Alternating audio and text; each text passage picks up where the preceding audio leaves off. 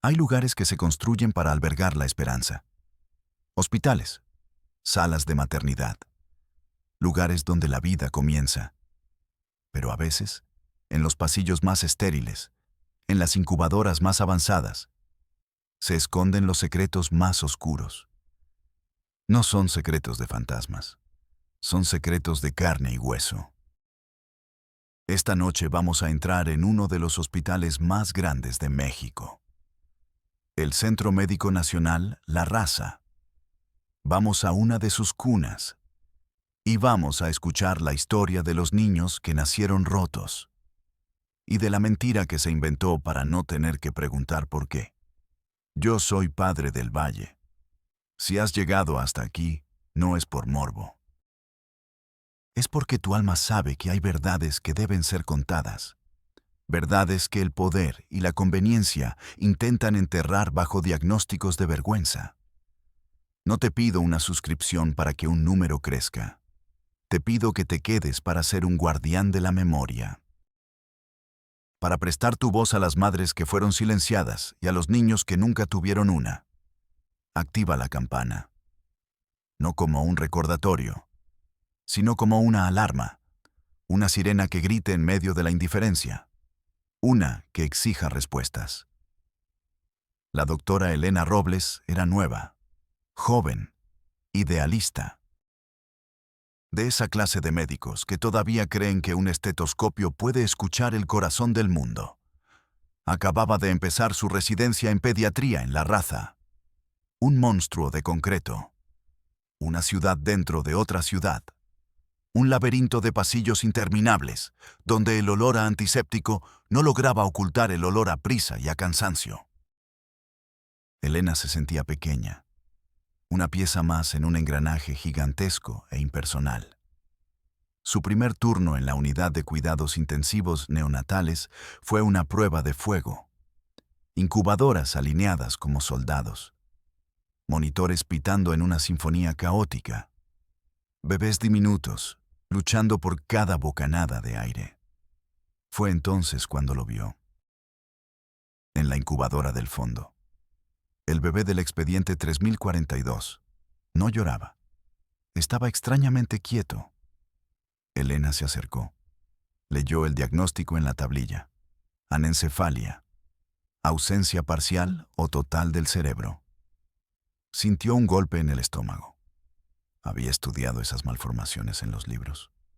Pero los libros no te preparan para la realidad. Para la visión de un cráneo imperfecto. Para el silencio de una vida que apenas era un eco. Miró a su alrededor. Las otras enfermeras, los otros médicos, pasaban de largo.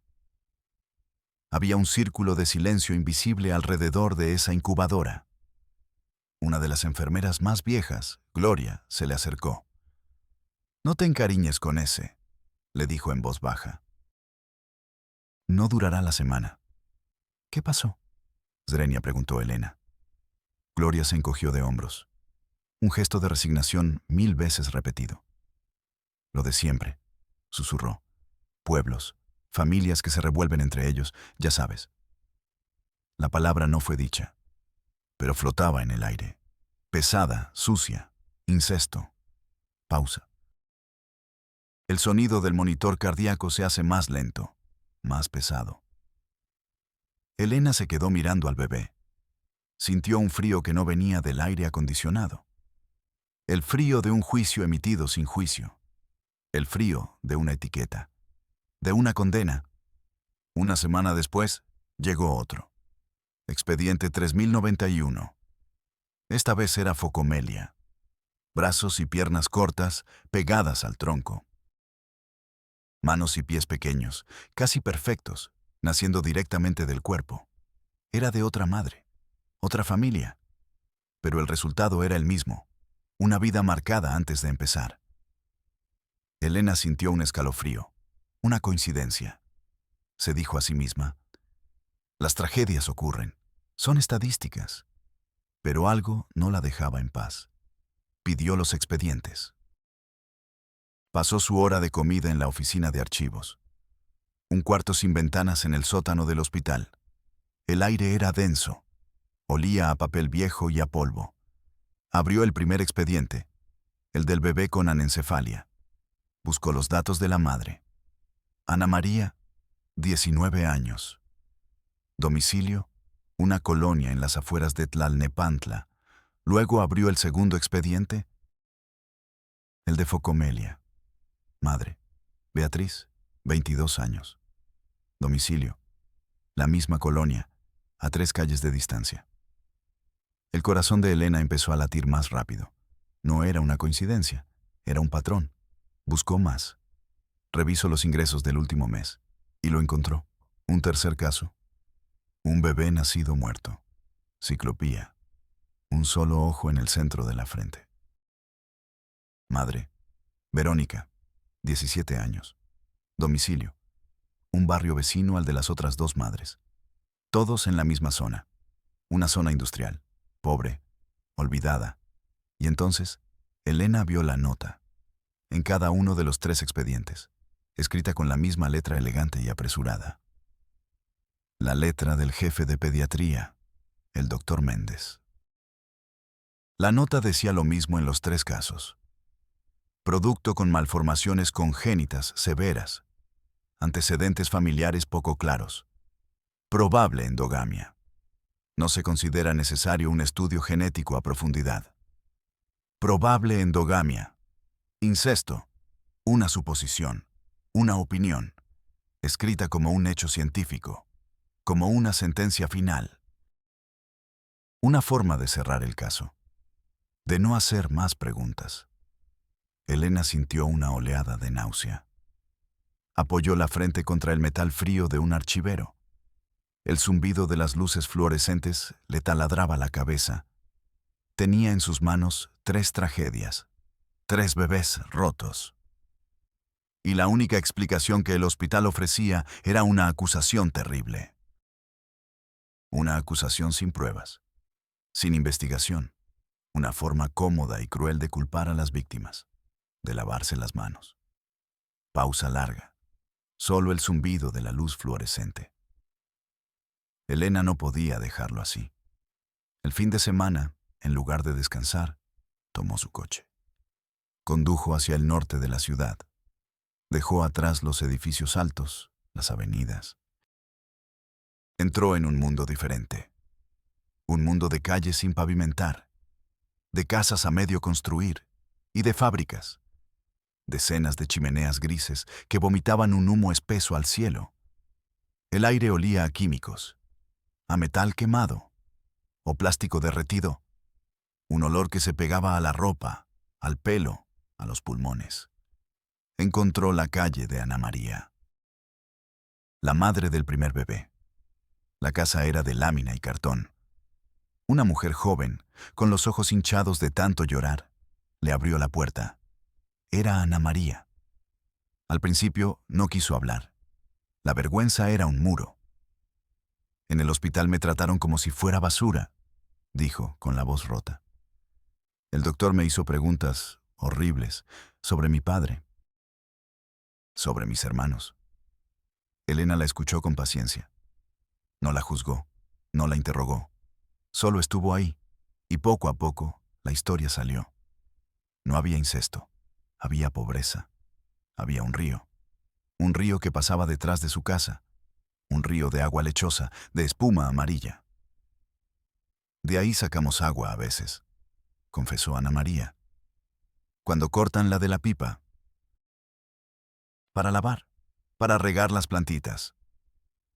¿Qué fábricas hay cerca? Zrenia preguntó Elena. Ana María se encogió de hombros. Muchas, esa de allá, dijo, señalando una construcción enorme, oxidada, a menos de 1 kilómetro. Esa saca humo de colores por la noche, y a veces el río huele más feo. Era una planta de solventes y pesticidas. Elena lo buscaría después. Una empresa que había sido multada varias veces por violaciones ambientales. Multas que pagaba sin problemas. Y seguía operando. Elena fue a buscar a Beatriz, la madre del segundo bebé. Le contó la misma historia, el mismo río, la misma fábrica, y el mismo trato humillante en el hospital. Me dijeron que era mi culpa, sollozó Beatriz. Que gente como nosotros no debería tener hijos. La verdad no estaba en la sangre de las familias. Estaba en el agua, en el aire, en la tierra envenenada sobre la que vivían. Los bebés no nacían rotos por un pecado familiar. Nacían rotos por la codicia de una empresa y por la indiferencia de un sistema que prefería mirar para otro lado. La etiqueta de incesto no era un diagnóstico. Era un encubrimiento. Pausa. Sonido de agua contaminada corriendo lentamente. Con la certeza ardiéndole en el pecho, Elena volvió al hospital. Llevaba sus notas. Un mapa de la zona con las casas de las madres marcadas. Fotos del río contaminado. Se sentía como una abogada a punto de presentar un caso irrefutable. Pidió una cita con su jefe, el doctor Méndez, el hombre que firmaba las sentencias. La oficina de Méndez era grande. Tenía vista a la ciudad. Él la escuchó con una paciencia condescendiente. Miraba sus papeles por encima, con desinterés. Cuando Elena terminó su exposición apasionada, Méndez se reclinó en su silla de piel. Juntó las yemas de sus dedos. «Doctora Robles», dijo, con un suspiro. «Admiro su entusiasmo, de verdad. Me recuerda a mí cuando era joven». Hizo una pausa. El golpe venía ahora. «Pero está mezclando la medicina con el activismo social. Y eso es peligroso». «Doctor, esto es epidemiología», replicó Elena. «Es un conglomerado de casos. Es estadísticamente significativo». Méndez sonrió. Una sonrisa sin calor. «3 casos no son un conglomerado. Son una anécdota. Usted no sabe nada de la vida de estas personas. La endogamia en comunidades rurales y marginadas es un hecho documentado. Es la explicación más parsimoniosa. La navaja de Ockham, doctora. ¿Y la fábrica? ¿Y el río contaminado?» «Swing», insistió Elena. Méndez bostezó. Un bostezo largo, ruidoso, sin intentar ocultarlo. «Eso es un asunto para los ecologistas, no para los pediatras. Mi trabajo es diagnosticar y tratar, no iniciar una cacería de brujas contra la industria. Ahora, si me disculpa, tengo una junta. Tiene mucho trabajo pendiente en el piso». Se levantó. La puerta estaba abierta. Elena se quedó sentada un segundo, paralizada. El cinismo del hombre era un gas venenoso. Salió de la oficina con las manos temblando. El sistema no la había escuchado. La había menospreciado. La había llamado ingenua. No se rindió. Fue más arriba. Consiguió una cita con el director del hospital, el doctor Aguilera, un político vestido de médico. Su oficina era aún más grande. Olía a café caro y a poder. Aguilera la escuchó con más atención que Méndez. Miró los mapas. Hizo preguntas inteligentes. Por un momento, Elena sintió una chispa de esperanza. «Esto que presenta es preocupante, doctora», dijo Aguilera al final. «Tenemos que investigarlo», dijo Elena. Aguilera asintió lentamente. Luego, su rostro cambió. Se volvió una máscara de preocupación administrativa. «Pero debemos ser extremadamente cuidadosos. Si hacemos pública una sospecha así, sin pruebas concluyentes, el pánico sería incontrolable. La prensa nos destrozaría. La fábrica nos demandaría por difamación. ¿Sabe usted quiénes son los dueños de Químicos del Valle? Tienen abogados muy, muy buenos y amigos muy, muy poderosos». Se levantó y caminó hacia la ventana. «Nuestra misión es salvar vidas, no meternos en batallas legales que no podemos ganar. Una investigación oficial tardaría años, costaría millones, y mientras tanto, la reputación de este hospital, un pilar de la salud pública, quedaría en entredicho». Se giró para mirarla. Su voz era suave, casi paternal. Elena, usted ha hecho su deber al informarme.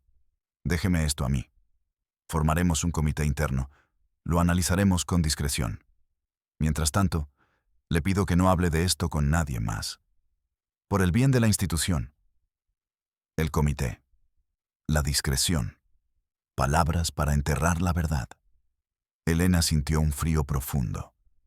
El director no iba a hacer nada. Solo iba a contenerla. La esperanza se apagó. Salió del despacho del director sintiéndose sucia, cómplice.